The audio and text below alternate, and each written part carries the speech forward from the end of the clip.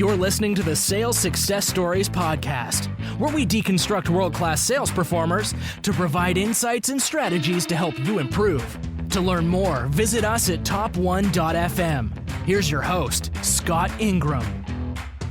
Today on the Sales Success Stories podcast, my guest is Claire Philliskirk. Claire is a digital consultant at O2 Telefonica, where she's never missed a target and was recently named the 2016 Best Woman in Technology Sales Europe at the Women in Sales Awards. Welcome to the show, Claire. Hi, Scott. Thank you very much. I'm so grateful to be here. I'm glad you're here too. So if this is the first time you're listening to this show, then you should know that these conversations, they can be quite lengthy. But rather than starting with a lot of background, instead we try to get right into the good stuff so you can take something tangible away from just the first 10 minutes of conversation. And we do that consistently with all of our episodes. So if you want to check out some previous shows and just listen to the first few minutes, you can use that to help you decide which of these conversations you really want to dig deeply into.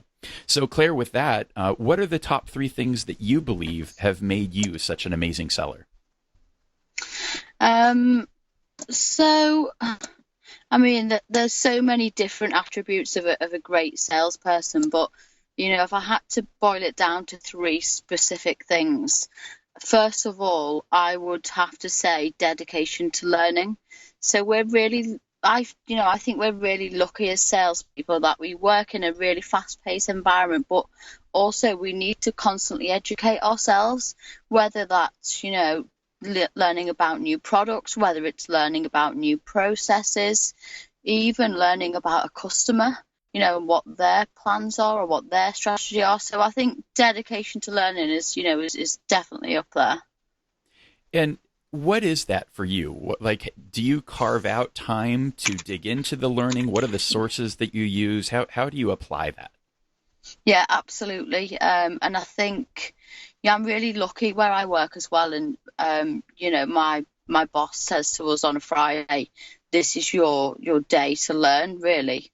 But also I make a point of an evening to spend an hour where either I'm researching new products or I'm reading articles, and I'm a real avid fan of social selling as well. So if I see an article on LinkedIn that looks interesting, I'll just save it for later. Or if I've spoken to a customer and they've told me about a product maybe I don't know about, because technology is it's moving so fast as an industry. Every day something else new is coming along. So I kind of make a note of things that I want to educate myself on, but I always make a point, even of an evening for an hour to just read through some articles or, watch some videos, online. That's fantastic. So dedication to learning is the first thing. What's number 2 for you?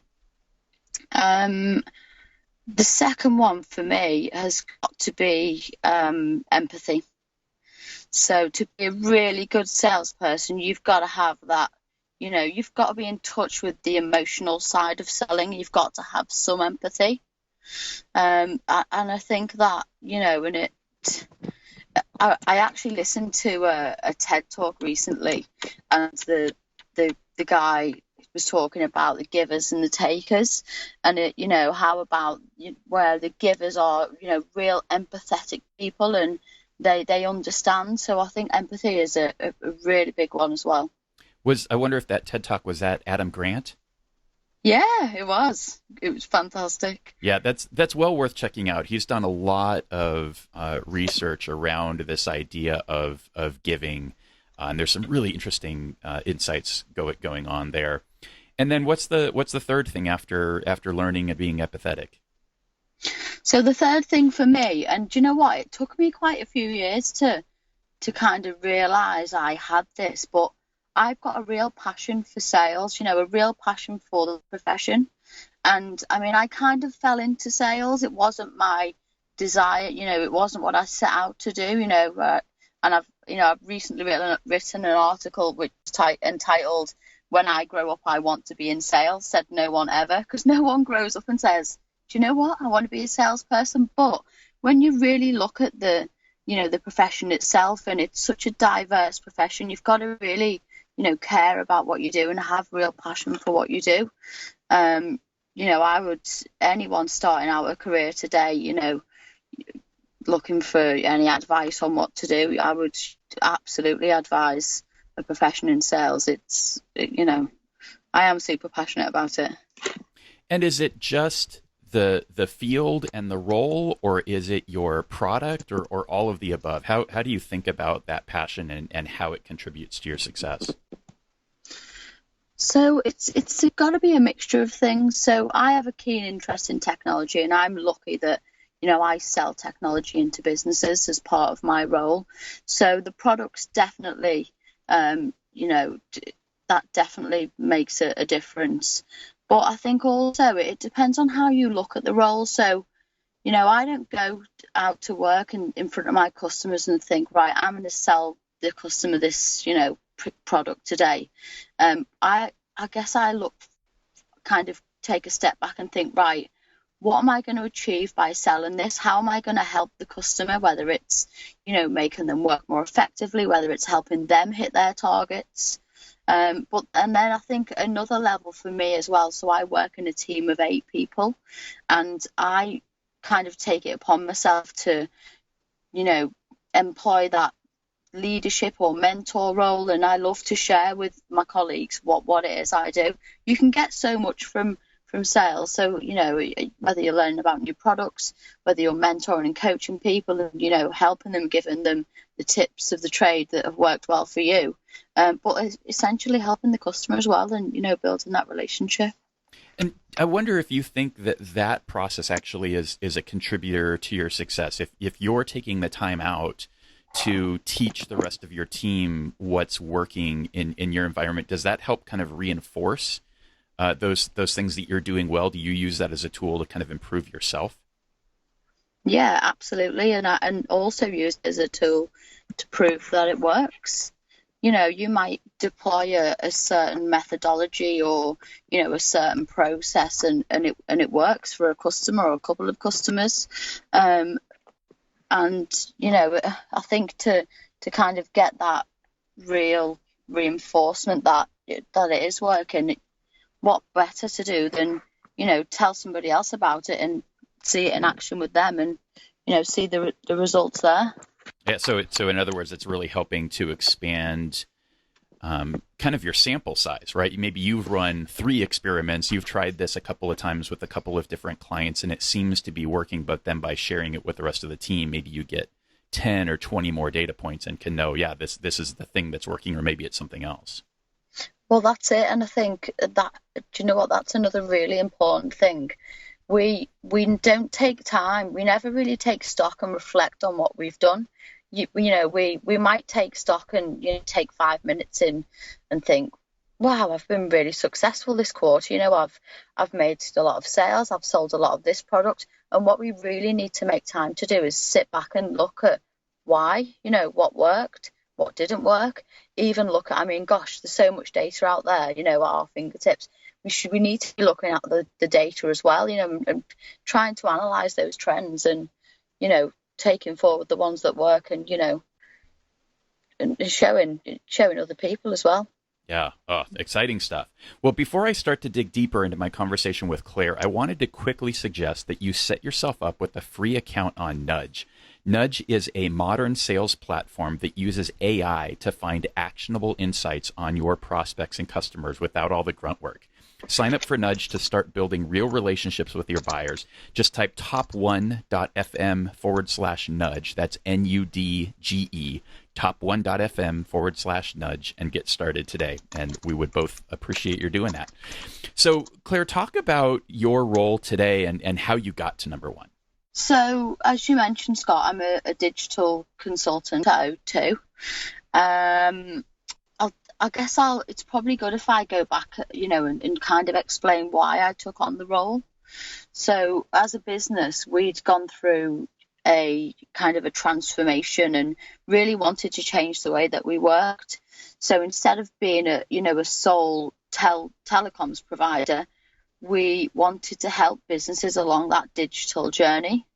And so I thought, that's amazing. That's so exciting. I want to help do that and kind of act in that consultative capacity to say, right, where are you at the moment in the journey?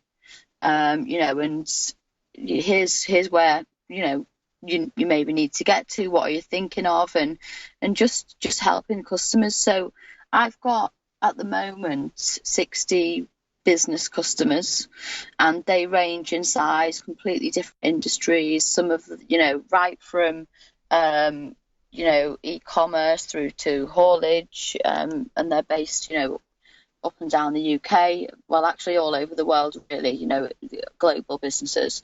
Some of them have, you know, over 2,000 employees. Some of them, you know, have 50 employees.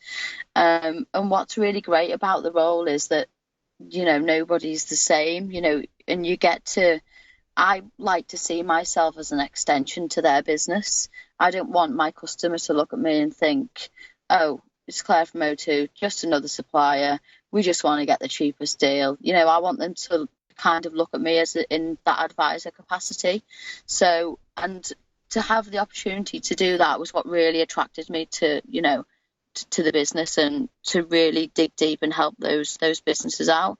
So I guess you know, it's an account management type role, but my job is to talk to my customers about all of the technology products we have and understand where that can fit in with their business strategy. Excellent. And can you quantify your results for us? Exactly how well have you done? So, I mean, last year was a fantastic year for me. If I split it into, you know, the two financial halves. So in H1 last year, I hit 227% of target, and then in H2 last year, I hit 526% of target. And as part of the, you know, the H2 last year, landed a deal which was recognised as one of the directors at O2 as the most significant deal they'd ever seen in mid-market. So, you know, to quantify it in terms of, you know, figures, it's, you know, I was obviously really pleased with the results last year. That's fantastic. And talk about that deal. You know, walk us through that. How did that get started? What made that possible and helped you create the most significant deal that the company's seen? Do you know what? I was thinking about this before because obviously knew I was coming on the show. You know, I figured that that specific deal would come up in conversation, and I was thinking about it, and I thought, do you know what? That it wasn't something that just happened overnight. You know, it took, the actual deal itself took about 10 months end to end, and I was, if I was to look back and try and identify those, you know, those kind of points or those elements of it that you know, that kind of helped land it and made it a successful deal.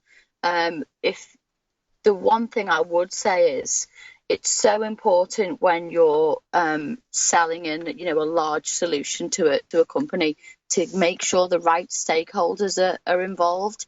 So I uncovered an opportunity really early on, and you know, and I thought, this is a great opportunity here. And then, you know, a lot of the time in sales, you end up doing all this legwork at the front end, and then 1 or 2 months down the line, you think, do you know what? I'm not talking to the right people here. And, you know, as well as talking to the, you know, to the right people, making sure that you get buy-in from every single, you know, department in the business, because, you know, chances are, and I speak to a lot of, you know, IT departments and, you know, IT directors, CEOs, but actually this solution also ticks some boxes for HR, for finance, for operations, and, you know, really making sure that you involve everybody that this is, you know, possibly going to benefit. So that was a big thing for me. And, you know, I learned a lesson, I think it was halfway through, you know, speaking to the customer about that deal. And I kind of felt like I'd hit a brick wall. I found this great opportunity, and, you know, I had all these great stakeholders involved. And then I felt like I'd hit a brick wall, and I had to kind of go away and say to myself, what's going on, Claire? You know, and I traced my steps back, and the customer was saying something to me, and do you know what? I wasn't really listening. I think or it was one of those cases where, you just hear what you want to hear. And I thought I was really close, to closing the deal. But actually the customer brought something up that I kind of brushed to the side, and I didn't realise at the time how important that was to them, because I thought it was just a small thing. And in the end, I kind of went back to them and said, do you know what? And I just held my hands up and said, do you know what? I didn't listen to you. I know we've got this issue that may seem small to me, which is quite big to you, that we kind of need to, get past first before we move on to the next stage. And so just being really open and honest and having that transparency with the customer, I think was what, really contributed to clinching the deal in the end. And, and building the relationships, like I say, it wasn't something that just happened overnight. It's something that you've got to, be persistent and, and persevere and just engage in the right behaviours, and it'll pay off in the end, and it sure did. Yeah, that's great. So what I heard, and correct me if I'm wrong, is kind of the first thing was you went very wide. You found a lot of stakeholders and figured out how your solution was going to impact all of these different individuals and departments, and then just a little bit of being aware and self-diagnosing and recognizing that, hey, I actually haven't done the best job of listening, and being transparent. Once you recognize that issue, to kind of circle back, address that, I'm sure what was perceived as either a very large risk or kind of roadblock for the client, and that ultimately laid the rest of the path for you to get there. Yeah, exactly. And it's being aware of those risks and not ignoring them, to the person that's selling, to me, to the seller, it may not, on the face of it, may not even look like a risk, or it may be a really small one. But, if the customer's got that in their head, even if, however small or whatever it is, you've got to overcome that risk. Otherwise, it's just not going to move forward. So I think being really honest with yourself, and having that self-realization definitely helps when it comes to, big deals like that. Yeah, that's excellent. So, Claire, you wrote that post on LinkedIn about nobody thinking as a kid that they want to grow up and be into sales. So how did you get here? So growing up, I always wanted to be a lawyer, and it wasn't because I'd watched, Suits or anything like that. It was because I kind of perceived that to be an exciting job, and I thought, at the time I'll get paid loads of money, and I thought, that's I fancy being a lawyer, and I'd get to use my brain, and I wanted to go to university, and so that's what I did. I did my exams. I went on to do my law degree, but I think whilst I was doing my law degree, I actually helped a friend set up a business, and she saw a gap in the construction industry, and traditionally, especially in the UK, construction businesses are a little bit archaic and all kind of traditional in the way they operate, and I think she saw a gap, and she said, we could be doing something here, we could be helping these guys sell, because the most of the people we dealt with, it was just a handshake on the building site and that was it. But they knew they had to change something, and so she set up her own business, and I was doing my law degree anyway, and I said to her, I'm studying, this is my dream, this is what I want to do. I was working part-time for my friend in this construction business, and our job was to generate leads and generate sales for different companies in the construction industry. So I think that was my first real taste of sales. And you know what, I loved it. It was great. I was meeting lots of different customers, putting different strategies in place. As she brought on new starters, I was training those guys up. But I always had it in my head that, I wanted to be a lawyer. And so when I finished my studies and, finally I got a job at a law firm, a really innovative law firm, actually. And I was lucky because not only could I get exposure to the legal side of things, they also sold technology.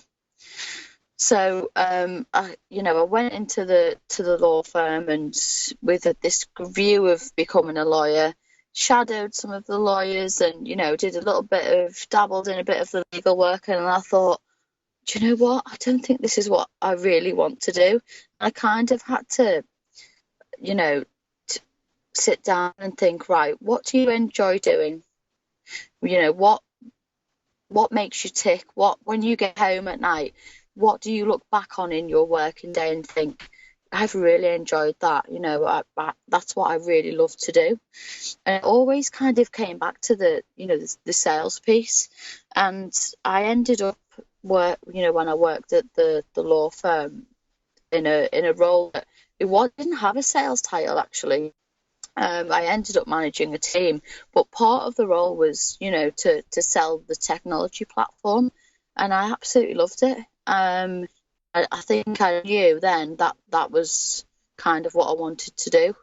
So, yeah, it was, I guess my love for sales and then kind of technology, and it just came together at the law firm, and then, ended up working with a global bank there, which was, an amazing experience. And then, moved on to carry on the sales role in my job today. But I've done it on and off. I think, and I do say that we're all salespeople, and I don't think we realise, that we're selling sometimes. I think since, the age of 21, I've always been a salesperson. Well, and talk about if maybe obviously most of the listeners to the podcast are in sales, but maybe they want to expose their kids to this, right? And have them think, or young relatives, about the potential of sales. And I know that's something you're passionate about. How would you articulate what it's about? Because I think there's so many misconceptions when we think, oh, I would never want to go into sales because it's something. And again, they're thinking of some stereotype that's not at all accurate. How would you articulate what it's really about to somebody that's young, thinking about what they want to be when they grow up? And you're so right, because, I've experienced it firsthand. I'll never forget my daughter saying to me, when I said I worked in sales, and she said, I'm not telling my friends that. Your job in the law firm sounded so much better. And I thought, well, do you know what? Maybe I just need to tell my daughter exactly what it is I do. And I think in order to articulate, the profession, and, it goes back to, I guess, my passion for the profession. Sales is at the helm of, every single person's business out there. You need to interact with so many different functions of business, and you need to know so much detail to work in sales. You need to know what makes the business money, where the highest profit margins are, what are the best products. You need to liaise with senior stakeholders at at that level. You also need to be a really good collaborator. You need to be able to, and I make a point of saying, because there's this stereotype of salespeople, they do is party, and yeah, we do. We work hard and we play hard, but I make this comment about, bringing the right people to the party. And if you're selling something, especially if it's a pretty complex solution, and it's a kind of a slow burner, and it's a real consultative sell, you've got to bring the right people to that party, and that takes skill.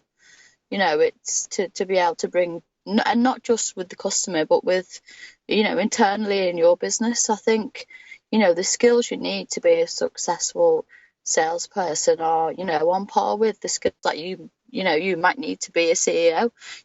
Most businesses out there, I guarantee, I have read a statistic somewhere, but I think about 80% of CEOs out there were once in sales, whether they were head of sales in that business or head of sales elsewhere. But that's, it just goes to show. Yeah. And it's one of those things, I think it sort of forces you to learn and grow probably faster than almost any other profession. And I tell people the best way to really understand something is either to do it. Maybe you're interested in finance or you're interested in law, so you could do one of those things, but there's a really long learning curve just from a professional education perspective. Or you could sell it. And I think the process of selling it, because you interact with so many different people, and you see it from so many different angles, and you have to learn very rapidly everything, because you can't be credible if you don't understand. So it just sort of pushes you to accelerate that learning curve. And it's something that I've applied to a lot of things. There have been a few things that I've been really keenly interested in, much like you, right? Like, oh, I love technology. Well, one of the ways that I could learn technology is I could do it, but that's kind of like law, that sit behind a keyboard and, No, exactly. and stop having fun and get very, very very narrowly focused, or think about it kind of more broadly. So interesting stuff. Claire, we are in the perfect position, to learn. We're going back to the technology side, like you say. I'm interested in software and artificial intelligence and automation, and sure, I could sit there and do kind of the developer type stuff on that, but actually I'm learning so much more by selling that stuff and also going out and doing my own research. Exactly. We're in a great position, and it's my job. So, yeah. Love it. So Claire, since you've been in more traditional sales roles, where have you found the most challenge or the most struggle? I would have to say, since I've been in the more traditional roles, is that part I talked about before, in terms of bringing the right stakeholders to the table. That's not an easy thing to do. There's an element of, persuasion and influence to even get that person to, accept a call with you or a meeting with you. You've kind of got a lot of legwork to do before they even, will come to the table. So I think that's been a challenge. And do you know what? One of the ways I've overcome that challenge over the last 12 months, and I've shared this with my team, I am, a prolific, user of social media and LinkedIn, and I use it so much in my role to engage with those senior stakeholders, and it works. Talk about that a little bit more. How specifically are you leveraging that? Because I think that's an area that everybody can always do better at. It's getting those stakeholders to the table, whether it's a brand new account or more people in an account you're already engaged with. So I think, the traditional methods of, and do you know what, not that some of the traditional methods don't work, because I'm a big fan of still picking up the phone. I think us salespeople don't do enough these days. But, sending an email to somebody, we all know we get hundreds of emails a day. We kind of just skip through it or we delete it. But I think with social media, especially LinkedIn and for business, it's kind of a new thing for a lot of senior stakeholders out there, but also sharing content. One thing I find really successful. So, I'll just give you an example. So I had a customer, they work in the e-commerce business, and they work in retail, and I was really struggling to get a hold of the IT director, and I thought to myself, what would interest me? What could one of my suppliers do that would, kind of prick my ears and think, yeah, do you know what? I want to talk to that person. And so I just did some research into their, industry, and I found some really good articles. And I went onto LinkedIn and I sent the guy the article, and I just said, been researching a little bit about your industry. I found this. I thought you might find it really interesting. And do you know what? It worked. And it's taken that interest and, kind of going that little bit further to say, I've got your back here. I want to help you out. I want to, kind of be proactive and say, this is what's happening in the industry. If you didn't already know, here it is. And he really appreciated that. That was the start of a really good relationship for me. Yeah, and I think that ties back so well to your second point earlier around empathy. It sounds like you really just put yourself in the shoes of, okay, if I was this person in this role, in this company, what would I care most about? What would I be interested in? And then you really went to go seek that out. And that opened the door. Now you've got a relationship. Now you've got a conversation that leads to many more things. Yeah, that's it, and I guess, just to kind of emphasize there that not one size fits all. I couldn't do that with some with every single person, but it goes back to the empathy thing, understanding. Do you know what it is? It's understanding what makes them tick. That's exactly what it is. Yeah, and are there other tools that you use to understand that ticking sound?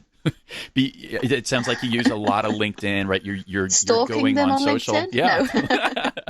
No. so beyond professional stalking. Exactly, beyond what I like to call social stalking. Yeah. What are there other things that you do to kind of get in their head and understand what's making them tick? So, do you know what? Going right the way back to basics, understanding what their strategy is as a business. And it may be as simple as going on their website and looking at their annual report, or just looking at some of the news feeds on there, looking at their, the company Twitter, just taking an interest, but, just being on the same page as them. Sure. Yeah, it makes a lot of sense. So, Claire, let's switch gears a little bit. Do you have a specific morning routine you follow? When do you get up? How does your day start? Do you know what, Scott? This is like the dreaded question for me. My mornings are like absolute chaos. I don't get up every morning and, 10 miles or anything. I'd love to, but I have to. So I've got, I guess, no one day is the same for me. I could be out on the road, or I'm in the office, I'm in meetings, or I'm working from home, and I guess the only morning routine I have, because I've got two children, is we absolutely have to sit down together for 20 minutes and we have to talk. No phones, no iPads, no technology. We have to talk. And that's kind of a life routine, I guess. I mean, not to say I don't have any routine, in my life at all. I guess a couple of things that I like to do.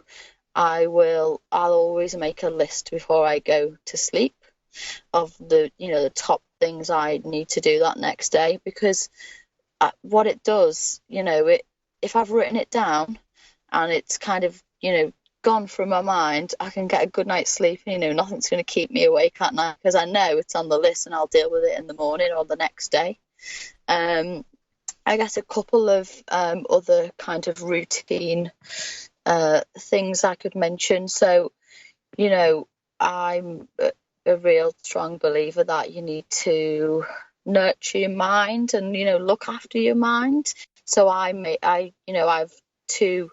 always make a point of do yoga twice a week, just 2 1-hour sessions, and I just feel like I'm giving my mind a bit of a break, and that relaxation, and I make a point of educating myself every day for an hour at least, whether, like I said before, reading an article, or or even just sitting down with we've got some solution specialists internally at our business, and sitting down with them and saying, look, I really want to know more about this.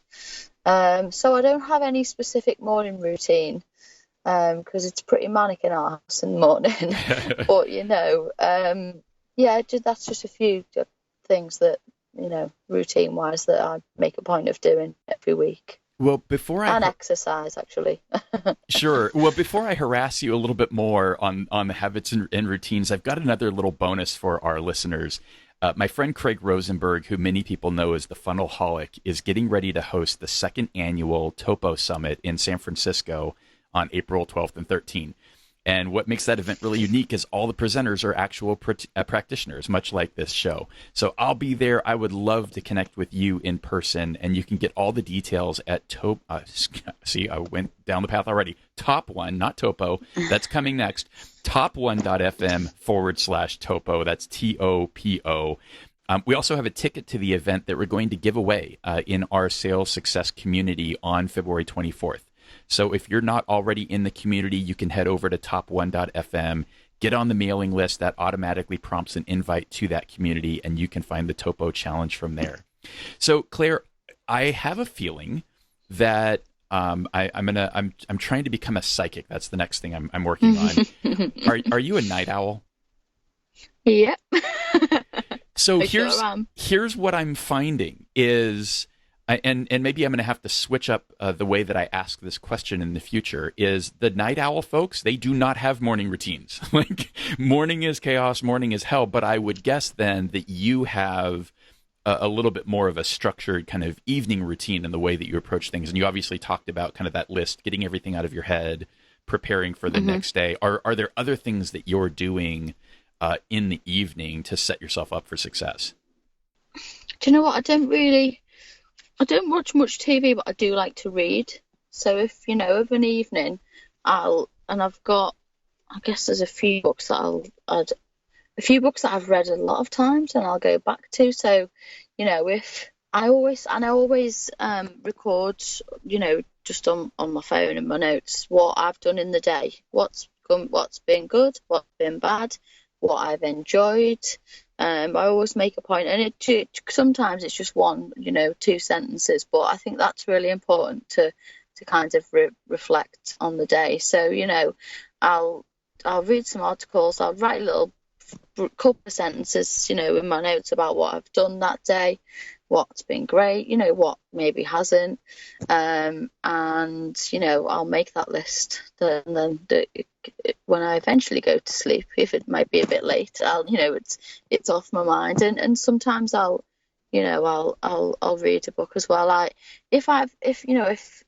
it doesn't happen that often. I'm a very positive person, but if I've had a day where I think, oh, do you know what, not feeling that positive today, one book that I absolutely swear by is a book called Taming Tigers by Jim Lawless. I don't know if you've heard of it. I haven't. And it's fantastic. And I'll just read even if I just read a few pages from that book, it kind of boosts me back up, and and then I'll wake up the next day raring to go. Oh, that's awesome.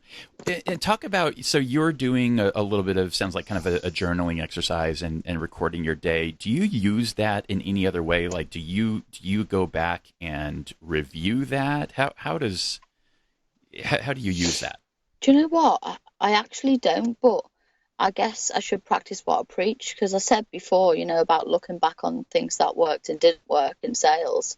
We should always revisit that. I guess for me, the reason I do it is it kind of just gets it off my chest, and I've just kind of released it, and then it also makes me realise, kind of how I'm feeling, and then what I may need or not need to do in order to, just bring yourself back up to that, that positive state of mind. So it's almost more of a self-awareness exercise in real time. It's kind of helping you understand, okay, here's what's going on, here's what I'm seeing, and so you're kind of getting that benefit right then. Yeah, and you know what? And also, it does set me up for the next day. If something's not gone well, or if I, and I always reflect on any meeting I've had with a customer, and I'm very much go with your instinct kind of girl, go with your gut, and if something just didn't feel right, I'll reflect on it later on in the day, and I'll think, well, what was it? And then I'll go back to it maybe the next day, and I think that's also important. And obviously, I mean, it's come up a lot. The education and the learning is really important to you. What does your information diet look like? Are there places that you're going to most consistently to get that learning? Is it books? Is it articles? Is it podcasts? What all are those sources for you that have that impact? I said before, I read a lot of articles on LinkedIn and also on Twitter.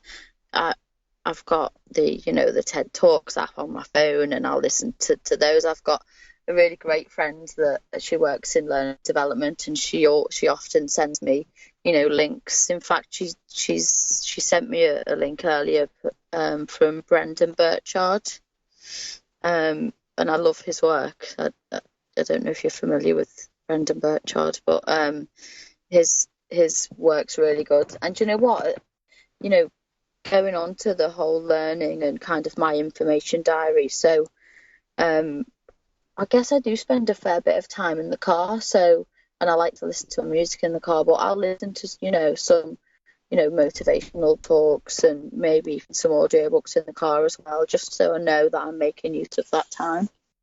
And I guess when it comes to the books, I mean, I love reading the inspirational books and kind of self-help books, but if I had to pick a few that I absolutely swear by, because some of them do have the same content, but I think you can pick certain things from them and kind of take away those things. So I mentioned Taming Tigers by Jim Lawless, and it's absolutely amazing. I would recommend it. And he talks about being really bold actually and taking risks, but calculated risks.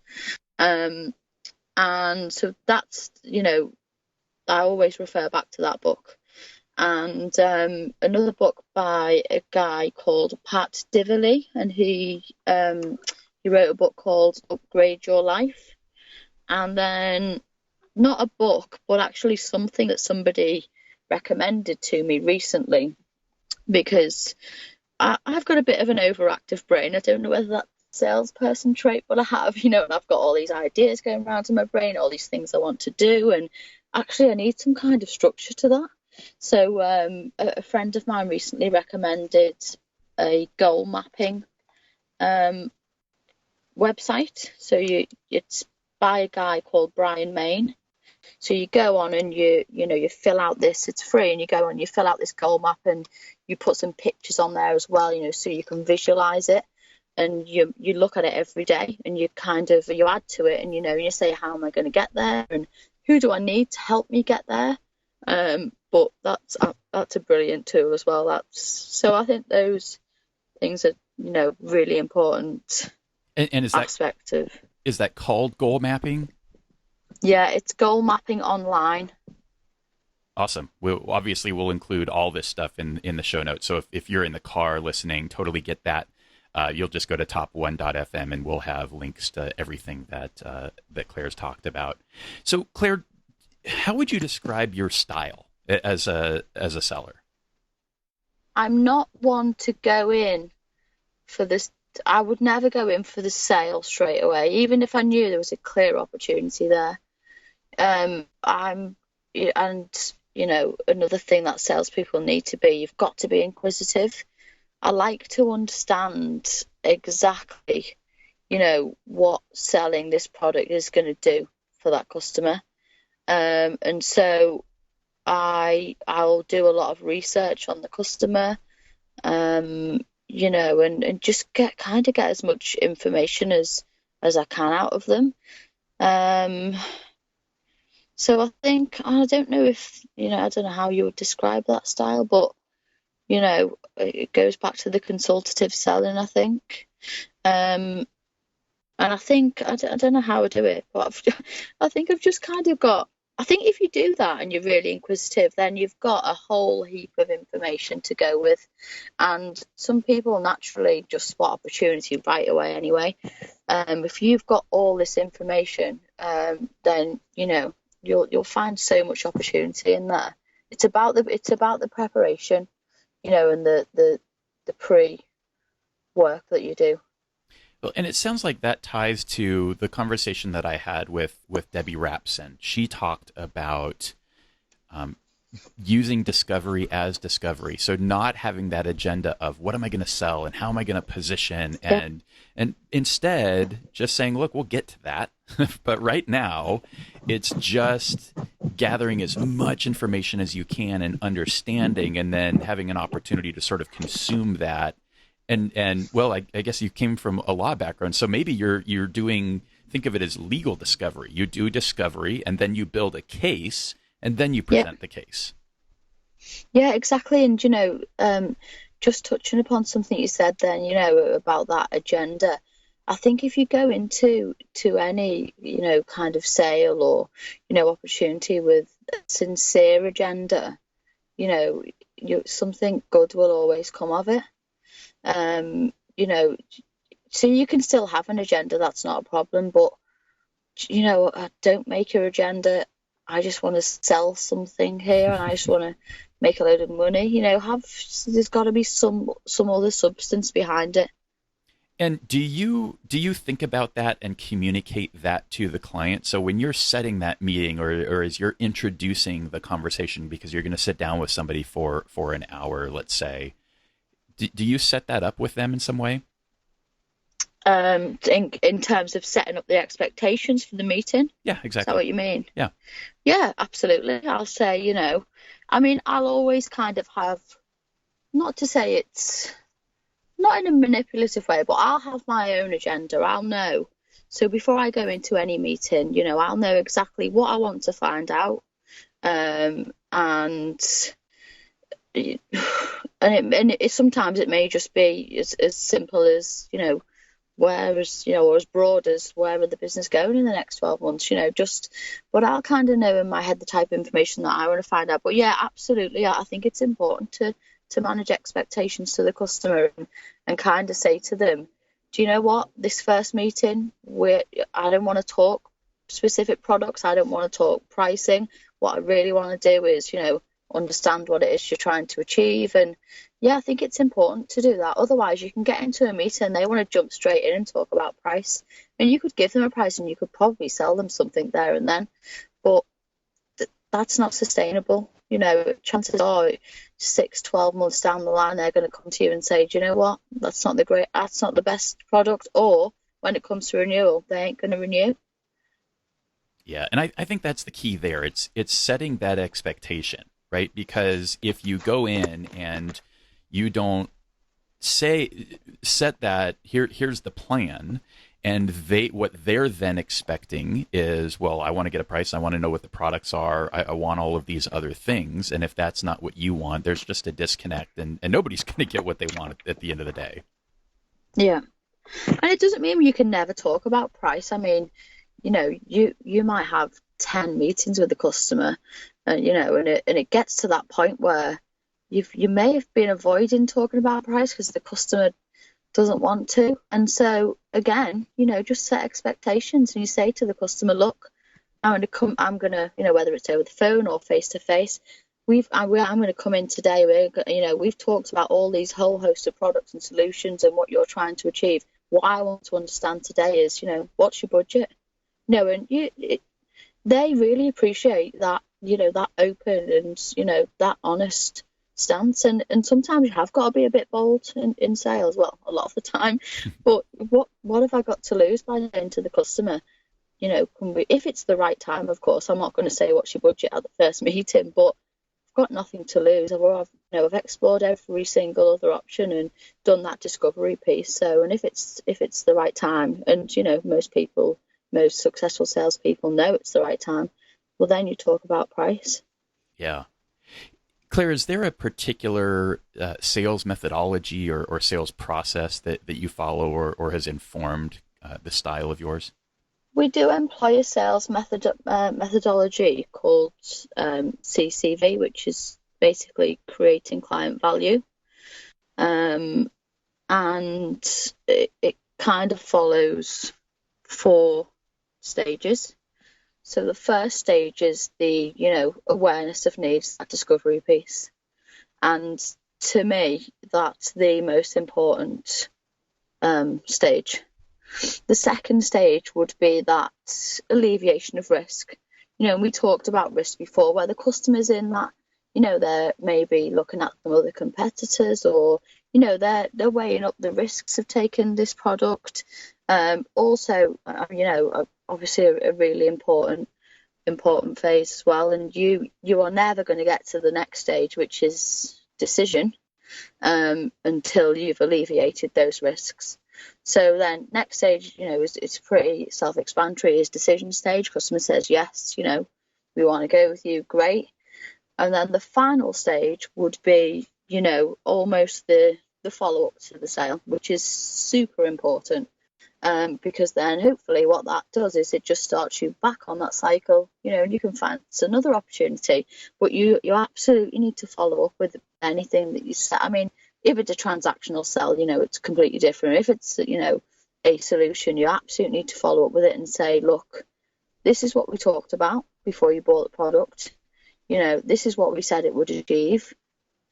Has it achieved that? And then the customers, also reaffirming to you that you've done a good job, and that's satisfying, actually. Yeah, absolutely. It obviously lays the groundwork for the trust that you need to go do the next and hopefully bigger deal. Yeah, exactly. And like you say, it lays the foundations for me to then maybe talk to them about another product, and they'll be absolutely open to talking to you about something else if you've done a really good job first time round. Yeah, absolutely. So, Claire, I'm curious what your perspective is on kind of the difference between you and your level of success and maybe the average performer in your organization. What do you think is the difference and why you've been able to get where you are and they're not there yet? Do you know what? It could be a number of things, and it will be different things with different people. And I say that only because I've observed it firsthand, not just where I am now, but in the past. And some people genuinely do just lack the basics, like, setting expectations and, even right down to, putting a really good agenda in place. I think, honestly, I really care about what I do, and, and I care about the customers. I think it's, I don't know how to explain it, but I think it's the empathy. I really do. Because if I look at, over the years, the different salespeople I've worked alongside who've, not to say they've not been successful, but they've not reached that level. It's not hard, a real great deal of empathy or, emotional intelligence. I think that's definitely a key difference. It's so interesting that you say this. So one of the things I have been really working to get my head around is obviously women in sales are a minority, but I'm seeing with some level of consistency, obviously the deck is getting stacked a little bit here because I reached out to a number of folks that won a Women in Sales award. So, okay, let's put that aside. But even before that, right, even before I made that effort and have set up some of these interviews, I would say something like half of the organizations I reached out to, it seemed like there was a woman who was in the number one spot in that sales organization. And sure as heck, there's not, they don't represent 50% of the sales force. And so I've been trying to understand, why is it? Why are women so consistently at the top in sales? And at the same time, I'd say just anecdotally, I see very few women anywhere near the bottom. And I think so far that it is this empathy. I think as I talk with these women who are killing it, I mean, 527% of plan, that's impressive. It's this idea that it's not about them. They're really focused on the outcome and what their customer is really wanting and trying to achieve. And they are working like heck to help them get there. And then the results just sort of happen. They fall into place. And I'll follow that up. I'm interested in your commentary on that. Like, do you think that's accurate? Yeah. Am I missing something? And absolutely no. I think you're spot on. And not to disrespect you men out there, but we're pretty good listeners as well. Yeah. And I think that's that's super important. To be able to listen. And I think, I don't know about, I'm not other women out there, but we're pretty rubbish at shouting about ourselves, because, most of the time it's not really about us, it goes back to that sincere agenda. But I think you're absolutely right, in that if you were looking for that, correlation between these women that are, super successful and at the top of their game, the empathy aspect has got to play a part in it, definitely. And this is kind of a continuation. So one of the things, well, I'm gonna open it up. How do you think about closing a deal? I wouldn't say I'm absolutely not, pushy and say, it's got to be signed by this date. No way. That's not my approach.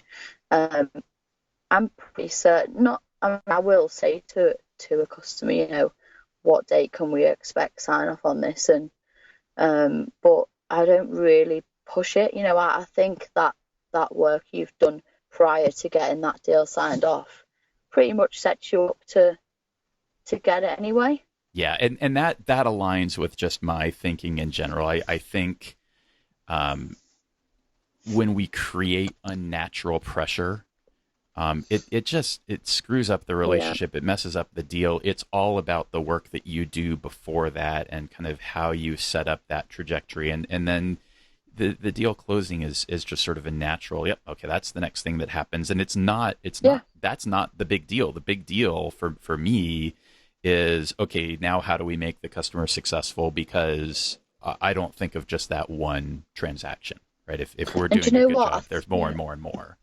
I think that's why I struggle to answer the question, because I don't think about that aspect of the deal as being the most important. It is actually just a natural thing if you do the others, if you perform the other stages before that in the right way. So what are the most important aspects? Absolutely the awareness of needs part, the discovery part. And what about, how do you think about qualifying in terms of deciding which opportunities you're going to pursue and those you might choose to walk away from? So I think, some of them you'll go with your instinct. I'm pretty persistent as well. There's probably not many that I walk away from. I mean, sometimes you've got to, I'll get to a point where I'll think, do you know what, this isn't the right solution for this customer, and actually they're only going to come back to us in 6-12 months time and say this doesn't work. And it goes back to that, kind of engaging in the type of behavior that will give you sustainable results. So you've got, there are times where you've got to say, this isn't right. And do you know what? I've worked with salespeople who've said, oh, I've got a great relationship with these guys. I can sell them anything, even if they didn't even need it, and they probably could. But that's not, there's got to be some synergy there. I always see it as it's got, whatever it is, it's got to hit two sweet spots. So it'll hit the customer's sweet spot. It's a product or a service that they genuinely get some benefit from, and and actually when it comes to renewal, they'll renew it. And then it's got to hit your sweet spot as well. So you've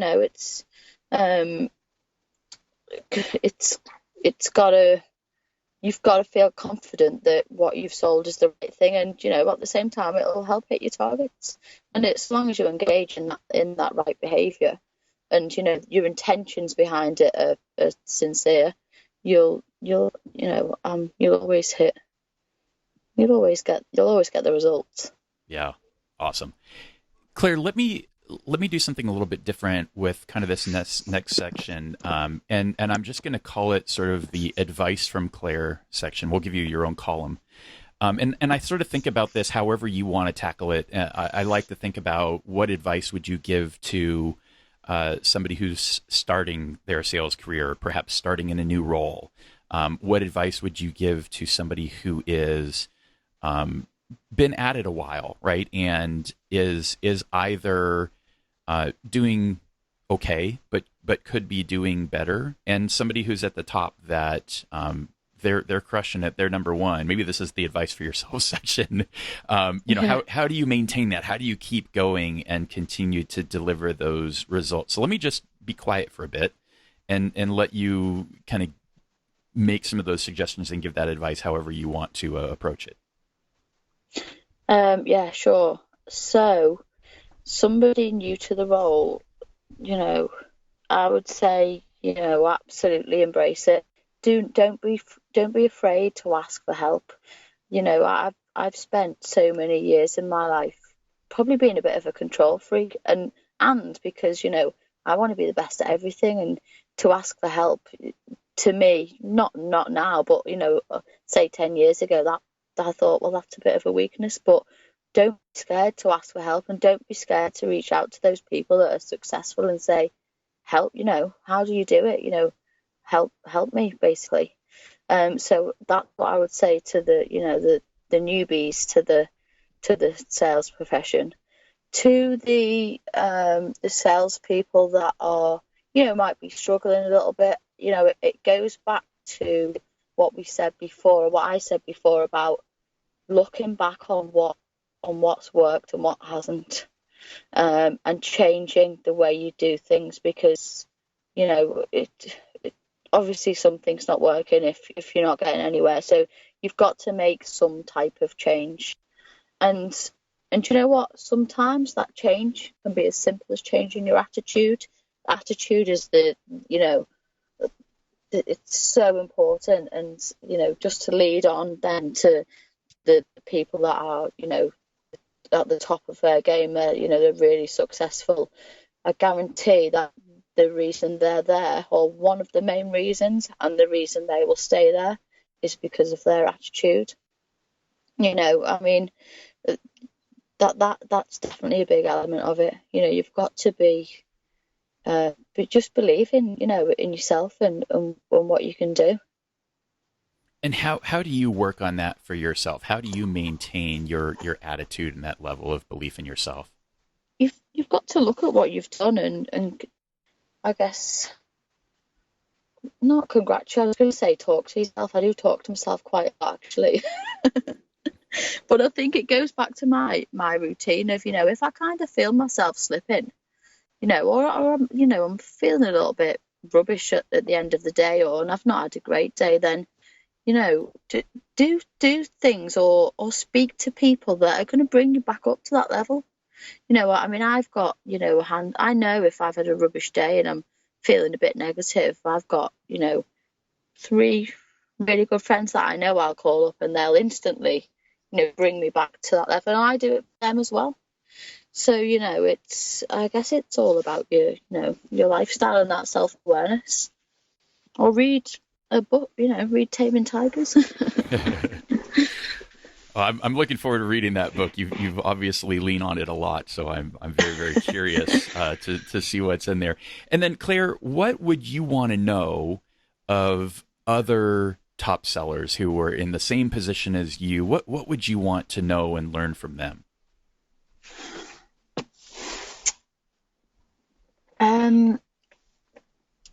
I would want to know what when you reach the top, do they think it's healthy or the right decision to stay there, or at what point do they think, right, now it's time to move on? I'm not saying move on company wise, but that they've obviously mastered some pretty amazing skills to get to that point. So at what point do they say, you know what, it's time to move on to something else now? Or do they just stay there, and maintain that successful streak and just stay there? How do you think about that for yourself? This is why I'm asking the question, Scott, because I don't know. I know, that's why I like to turn it around. It's the most fun. I think it goes back to what do I get? What motivates me? What can I write down in my little notes at the end of the day and think, do you know what? I felt really good about doing that. I felt really fulfilled. I mean, I always, regardless of what role I'm in, I always kind of tend to gravitate towards like mentor type roles, you know, and because I just absolutely love helping other people, and I love to see other people succeed as well. So I think for me, you know, I'll naturally kind of progress into a role, a mentor leadership type role. But I don't know when. You know, I'm pretty happy doing what I'm doing. I still feel like I've got stuff to learn, and or maybe not even stuff to learn, but you know, just still helping members of the team. So Claire, what I think I'm hearing from you is the question really comes about when maybe you're not growing, or you don't see the opportunity to either grow or contribute anymore. That's just kind of You're absolutely what right. I'm hearing Yeah, back. absolutely. Yeah. So as long as you're in a position, you might be number one, maybe you've been number one for a long time. As long as you feel like I'm still growing and or still contributing, then it's all good. But if one of those things goes away, maybe it's time to really start to reflect heavily. Yeah, definitely. And I think, you know, you know, if I'm in a position where, you know, I kind of, you know, hit my targets every quarter, but I'm not getting that fulfillment out of it, you know, then it's time to move on. Yeah, right. Yeah. Claire, who's the very most successful salesperson that you know personally? Not a traditional salesperson. It's a bit cliche actually, but I have to say my dad, he's really good at selling himself. He really is. And do you know what? He's an absolutely great person. He's, and everyone loves him. He's really inspirational, and, you know, yeah. And we're all salespeople, you know. Absolutely. I love that. So to wrap it up, what I try and do is, you know, we've been talking for well over an hour now, and just to try and distill this and make it actionable for the person listening to this who is looking to improve themselves. They want to grow. They want to see greater success in their own sales career. What challenge would you give to them? What is something that they can take on over the next, you know, week or 2 weeks that's going to make a tangible difference for them? I would challenge them to pick, you know, handful of customers, maybe customers, you know, they've not yet kind of, you know, broken into that relationship with, and the same customers that they've been successful with, and just analyze what they've been doing, because I think a lot of the time we do stuff without realizing it, but I think, you know, analyze what you've been doing, what's been good, what's not been good, and then, you know, kind of just do a bit of trial and error, you know, try and test that with you know, with some other customers, but and share it, just absolutely share, you know, share the wealth of information that we all have. It helps someone else be successful. What a great challenge. I think that's my favorite one so far. Claire, this has been fantastic. Thank you so much for spending your time with me today. Thank you so much. It's been amazing. Thanks for listening to the Sales Success Stories podcast. To be sure you never miss an episode, and for an invitation to our sales success community powered by Influitive, subscribe to our newsletter at top1.fm.